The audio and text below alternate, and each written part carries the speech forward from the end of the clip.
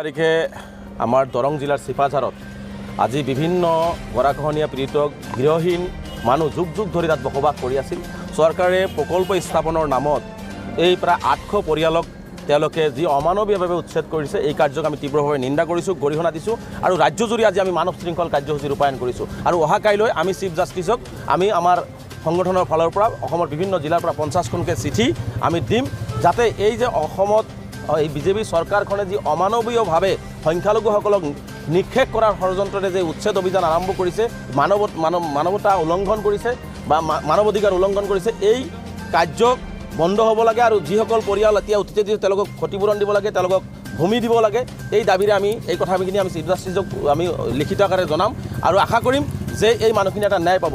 আজি দেখিবলৈ পোৱা গৈছে যে হিমন্ত বিশ্ব নেতৃত্বৰ চৰকাৰখনে এটাৰ পিছত এটা সংখ্যালঘুসকলক টাৰ্গেট কৰি সংখ্যালঘুসকলক অসমৰ মানচিত্ৰৰ পৰা নিক্ষেপ কৰাৰ কাৰণে এটা ষড়যন্ত্ৰ ৰচনা কৰিছে। আৰু মুখ্যমন্ত্ৰীয়ে এটা টুইট কৰিছিল, সেই টুইটটোত আমি এটা অনুভৱ কৰিছোঁ যে মুখ্যমন্ত্ৰী তাতে 4টাকৈ মছজিদ ভাঙা হৈছে, তাতে বিভিন্ন কবৰস্থান ভাঙি দিয়া হৈছে। গতিকে এই টুইটটোত তেওঁ সুখী অনুভৱ কৰিছে আৰু তাৰে ফটো সংলগ্ন কৰিছে।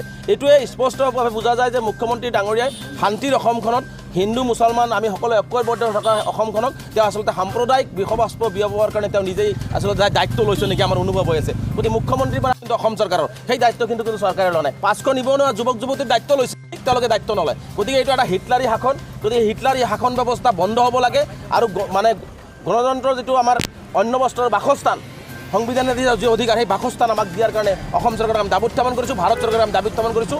আৰু যদি মুখ্যমন্ত্ৰী ডাঙৰীয়া এনেকুৱা ধৰণে সংখ্যালঘুৰ ওপৰত অত্যাচাৰ চলাই যায়, পৰৱৰ্তী সময়ত ভয়াৱহ গণতান্ত্ৰিক আন্দোলনৰ কাৰ্যসূচী গ্ৰহণ কৰাব আৰু তাৰ বাবে যদি কোনো অপৰীতিকৰ পৰিস্থিতিৰ সৃষ্টি হয়, সম্পূৰ্ণভাৱে বিজেপি চৰকাৰ আৰু হিমন্ত বিশ্ব শৰ্মা ডাঙৰীয়া জগৰীয়া হ'ব।